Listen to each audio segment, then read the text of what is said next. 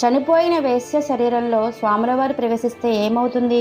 ఒక అత్యాశ గల శిష్యుడు, ఒక మహాయోగి గురువు, ఒక వేశ్య మరణం, యముడు కింకరుడి పొరపాటు, ఈ నాలుగు కలిసినప్పుడు జరిగిన అద్భుత ప్రవసనం వినండి. జ్ఞానం కోసం కాదు, తిండి కోసం సన్యాసి అయిన భాస్కరుడి కథ మీకు నవ్వు తెప్పిస్తుంది. పాటలీపుత్రం అనే గ్రామంలో భాస్కరుడు అనే బ్రాహ్మణుడు ఉండేవాడు. అతనిది దారిద్ర్యపు కుటుంబం. చదువు సంధ్యలు కూడా రావు. అందుచేత భాస్కరుడు బ్రాహ్మణేకం చేసి కూడా పొట్ట పోసుకోలేక అన్నానికి మొహం చాచి బౌద్ధ మతంలోకి చేరి బౌద్ధ సన్యాసి అయ్యాడు. అయితే బౌద్ధ సన్యాసులు రోజుకు ఒక పూటే భోంచేస్తారు. అందువల్ల బౌద్ధ సన్యాసి అయినా కూడా అతడికి తృప్తిగా భోజనం లేకపోయింది. అతను బౌద్ధ సన్యాసి వేషం తీసి పారేసి ఎలాగో ఒక స్వాముల వారిని ఆశ్రయించాడు. సన్యాసులకు భిక్షలు దండిగా జరుగుతాయి. వారి శిష్యులకు తిండిలోటు ఉండదని భాస్కరుడు అనుకుని స్వాముల వారి దగ్గర శిష్యునిగా చేరాడు. భాస్కరుడు ఆశ్రయించిన స్వాముల వారు గొప్ప జ్ఞాని, గొప్ప యోగి కూడాను. ఒకనాటి ఉదయం గురు శిష్యులిద్దరూ నగరంలో నడుస్తూ ఒక పెద్ద ఉద్యానవనం దగ్గరికి వచ్చారు. దారి పొడుగున భాస్కరుడు భిక్షలను గురించి, భక్ష్యాలను గురించి వసపోసిన పిట్టలాగా వాగుతుంటే స్వాములవారు ఓర్పుతో సహిస్తున్నాడు. భాస్కరుడు మూర్ఖుడు కూడాను. ఉద్యానవనం చూస్తూనే వెనక్కి తగ్గిపోయాడు. స్వాములవారు నడవరా అని అన్నారు. అమ్మో, నాకు భయం. అశోక చెట్టు వెనక పెద్ద పులి దాక్కుని ఉంటుందంట. ముందు మీరు పదండి అన్నాడు. చదువుకోరా నాయనా, నీకు అపోహలన్నీ పోతాయి అన్నాడు స్వాములవారు. ముందు భోజనం సంగతి చూడాలండి అన్నాడు భాస్కరుడు. ఆ నగరంలోనే మాలతి అనే వేశ్య ఉంటున్నది. ఆమెకు చంద్రసేనుడు అనే ప్రియుడున్నాడు. అతను ఆమెను ఈ పూట ఈ ఉద్యానవనానికి రమ్మని కబురు చేశాడు. అందుచేత మాలతి ఇద్దరు చెలికత్తెలను వెంటబెట్టుకొని ఈ సమయానికి ఉద్యానవనానికి వచ్చింది. కానీ చంద్రసేనుడే రాలేదు. మాలతి చంద్రసేనుడిని పిలుచుకురమ్మని తన చెలికత్తెలలో ఒకరిని పంపింది. మంచి వసంతకాలం, ఉద్యానవనం శోభగా ఉన్నది. ఆ ఉత్సాహంలో మాలతి గొంతెత్తి హాయిగా పాడసాగింది. ఆ పాట వినగానే భాస్కరుడికి ఎక్కడా లేని ఉత్సాహము వచ్చింది. అతను తన గురువును కూడా పాట ఆలకించి ఆనందించమన్నాడు. స్వాములవారు ఆ పాటలో ఏమాత్రమూ ఆసక్తి చూపకపోయేసరికి చిరాకు పడి భాస్కరుడు మాలతి ఉండే చోటు సమీపించి ఆమెను చూస్తూ పాట వింటూ నోరు తెరుచుకొని అక్కడే నిలబడిపోయాడు. మాలతి పాట ముగించి తన వెంట ఉండే చెలికత్తెతో మాట్లాడడం మొదలుపెట్టింది. ఆ మాటలను బట్టి ఆమె వేశ్య అని, తనకే డబ్బుంటే ఆమె స్నేహం తనకు కూడా లభించేదనని అనుకున్నాడు భాస్కరుడు. ఇంతలో అక్కడికి యమకింకరుడు ఒకడు వచ్చాడు. మాలతికి ఆయుర్దాయం తీరిపోయిందని చెప్పి ఆమె ప్రాణాలు పట్టుకురమ్మని వాణ్ణి పంపారు. వాడు వచ్చి ఒక పక్కగా నిలబడి ఆమె ప్రాణాలు తీసుకుపోయే అవకాశం కోసం వేచి ఉన్నాడు. మాలతి అశోక చెట్టు చిగురులు కోయడానికి లేచింది. నేను కోస్తాను, నువ్వుండు అని చెలికత్తె అంటున్నా ఆమె ఆగలేదు. మాలతి అందని చిగురులను ఎగిరెగిరి అందుకొని కోస్తూ ఉన్న సమయంలో యమకింకరుడు పాము రూపం ధరించి ఆమెను కాటువేశాడు. తనను కరిచినది పాము అని తెలియగానే మాలతి కెవ్వున అరిచింది. ఆమెకు వికారాలు ప్రారంభమయ్యాయి. చెలికత్తి కంగారు పడింది. ఈ గోల విని భాస్కరుడు సమీపానికి వచ్చి జరిగినది చూసి అవతలికి వెళ్ళి గురువుగారితో చెప్పాడు. కర్మక్షయం అయ్యింది కాబోలు అని స్వాములవారు నిశ్చింతగా అన్నాడు.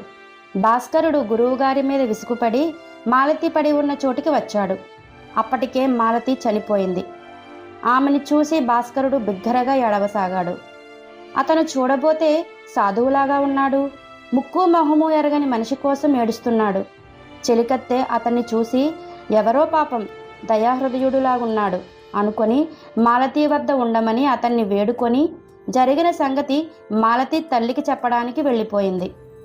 భాస్కరుడు మాలతికి ఏవేవో పరిచర్యలు చేయసాగాడు. ఆమె ప్రాణాలతో ఉండగా తాకలేకపోతేనే అని ఎంతగానో దిగులు పడ్డాడు. అవతలి నుంచి స్వాములవారు పిలుస్తున్నాడు. వచ్చి అధ్యయనం చేయమంటున్నాడు.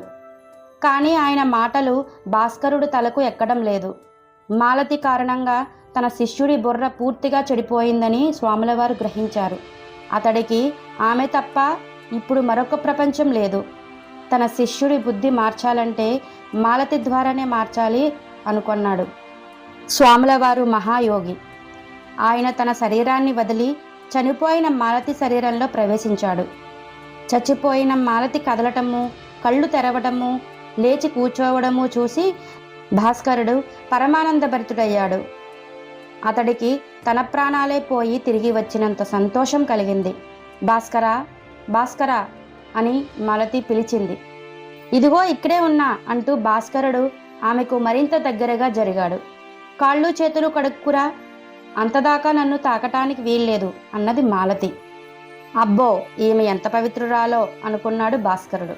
ఆ మాట్లాడేది స్వాముల వారేనని తెలియక. భాస్కర, అధ్యయనం చెయ్యి అని మాలతి అతన్ని ఆజ్ఞాపించింది. అప్పటికే అక్కడికి చేరి ఉన్న చంద్రసేనుడు చూసి నివ్వెరపోయాడు. ఏమిటిది అని చెలికత్తెను అడిగాడు. మాలతిని పాము కరిచి పడిపోయిందని, మళ్ళీ లేచినప్పటి నుంచి ఈ తీరున పిచ్చి మాటలు మాట్లాడుతున్నదని చెలికత్తె అతనికి చెప్పింది. ఇంతలో వైద్యుడు ఏది ఆ మనిషి అంటూ వచ్చాడు. నిజానికి వైద్యుడు గట్టివాడే. మాలతిని చూస్తూనే ఆమె పాముని చూసి భయపడిందని, కాటు కూడా తిన్నదని తెలుసుకొని పాము మంత్రాలు చదవసాగాడు. ఓరి పిచ్చి వైద్యుడా, చాలు చాలు అన్నది మాలతి. వైద్యుడు ఆశ్చర్యపడి తనకన్నా గట్టి వైద్యుణ్ణి తీసుకురావడానికి వెళ్ళాడు. ఈలోపుగా మాలతి ప్రాణాలను పట్టుకుపోయిన యమకింకరుడు యమధర్మరాజు చేత నానా తిట్లు తిన్నాడు. వాడు తేవలసింది ఈ మాలతి ప్రాణాలు కావుట, ఇంకో మాలతివట. ఈమె ప్రాణాలు ఈమె శరీరంలో ప్రవేశపెట్టి రెండో మాలతివి వెంటనే పట్టుకురా అని యముడు కింకరుణ్ణి ఆజ్ఞాపించాడు. ఆలస్యమైపోతే మాలతికి దహనక్రియలు కూడా అయిపోతాయేమోనని హడలిపోతూ యమకింకరుడు మాలతి ప్రాణాలతో వచ్చి చేరాడు. కానీ మాలతి ఉద్యానవనంలో ప్రాణాలతో ఉండడం చూసి వాడు నిర్ఘాంతపోయాడు.